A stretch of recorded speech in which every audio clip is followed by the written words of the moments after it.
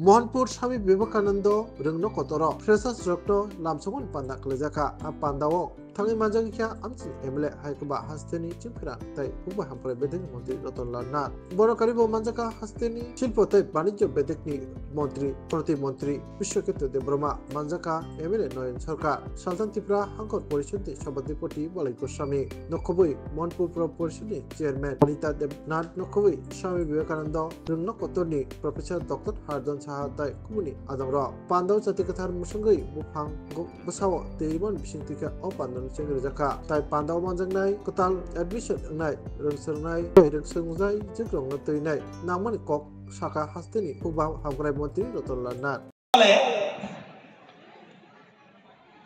এমপ্লয়িবিলিটি টেস্টের উপর ভিত্তি করে তৈরি হয়। দেখা গেছে যুব কর্মসংস্থান প্রকল্পে এক দশক আগে 34% ছেলে মেয়ে যারা যারা মানে চাকরি পাওয়ার মতো যোগ্যতা ছিল এবং এখন এটা বেড়ে দাঁড়িয়েছে 51%। কি কারণ তোমাদের দেখা যায়, দেখো আমি সহজে সহজে বুঝবে যারা প্রফেসর মানুষ তোমরা তো বুঝো, তোমরা তো শিক্ষিত। Education provide knowledge while employability focuses on applying that knowledge effective in the job market.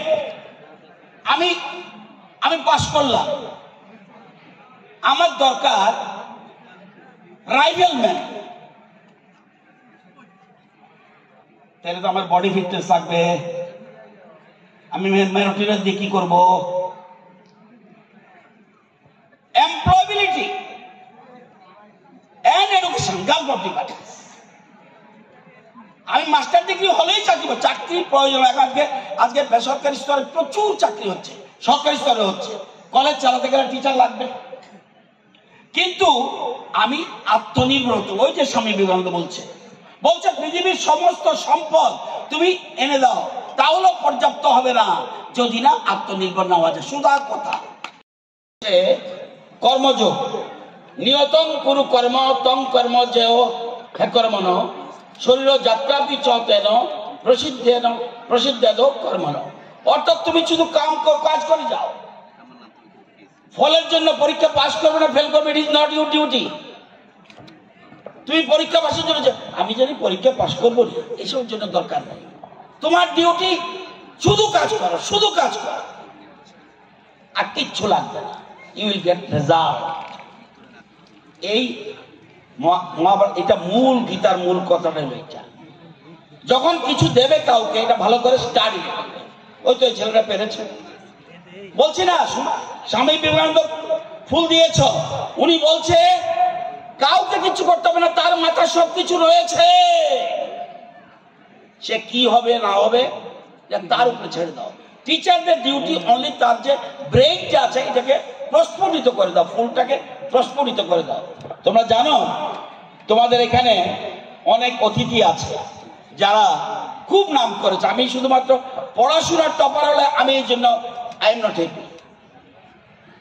পড়াশোনার টপার হতে হবে এমন কোনো কথা নেই।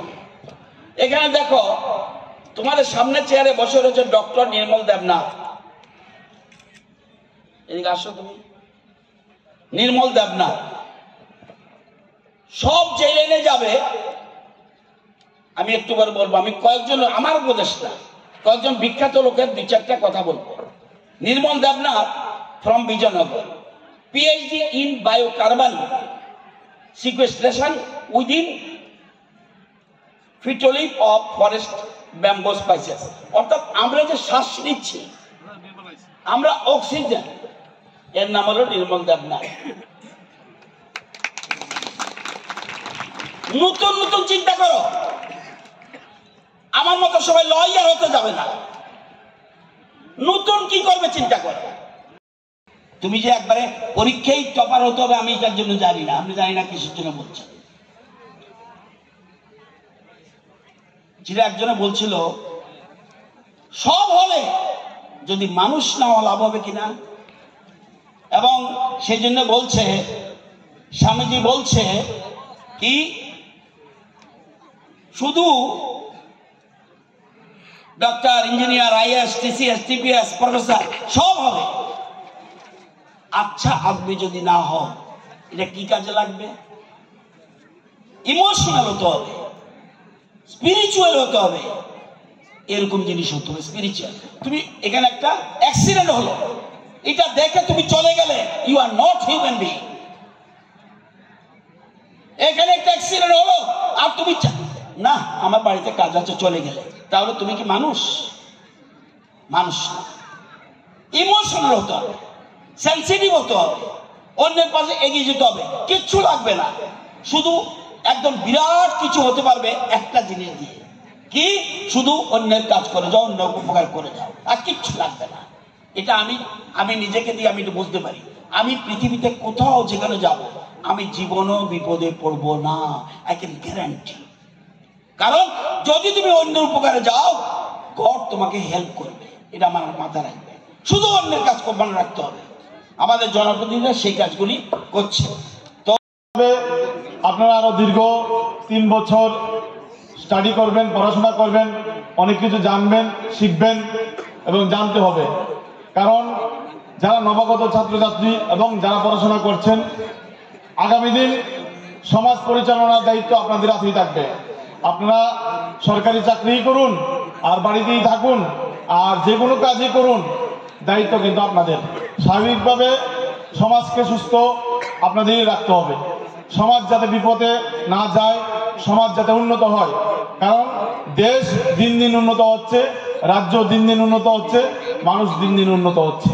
স্বাভাবিক উন্নত থেকে যাতে উন্নততর হয়, সেরকম মানসিকতা নিয়ে আমাদের এগিয়ে যেতে হবে।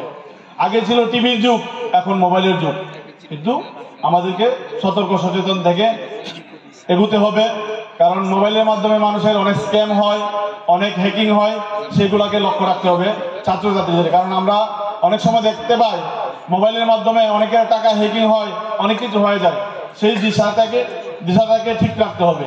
এবং আমাদের সমাজের বিশেষ করে যুবকরা এখন অনেক ক্ষেত্রে নেশার কবলে জড়িয়ে যাচ্ছে, সেটাকে নজর দিতে হবে। কারণ যারা কলেজে ছাত্রছাত্রী আছেন, আপনারা অনেক কিছু বোঝেন, ভোটাধিকারও আছে, স্বাভাবিক একজন অ্যাডাল্ট ব্যক্তি হিসেবে আপনারা আছেন।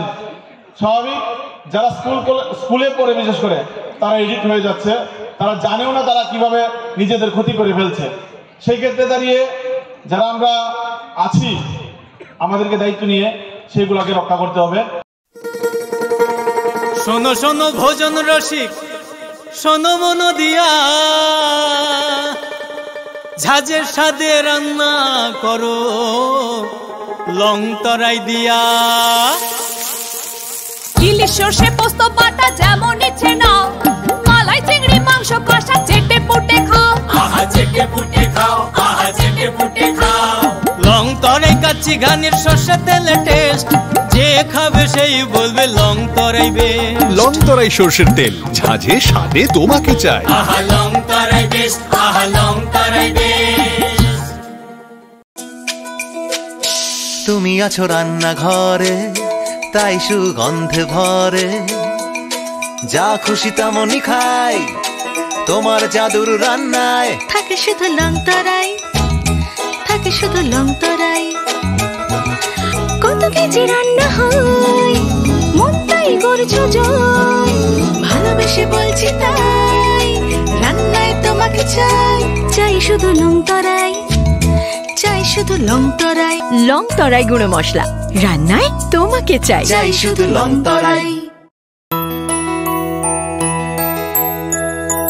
স্বাদে ভরা ঘিয়ের সুবাস লং তরাই, কি ভালো খেতে। শুদ্ধ ঘিয়ের আবেশ ভরা লং তরাই, অপূর্ব সুগন্ধ।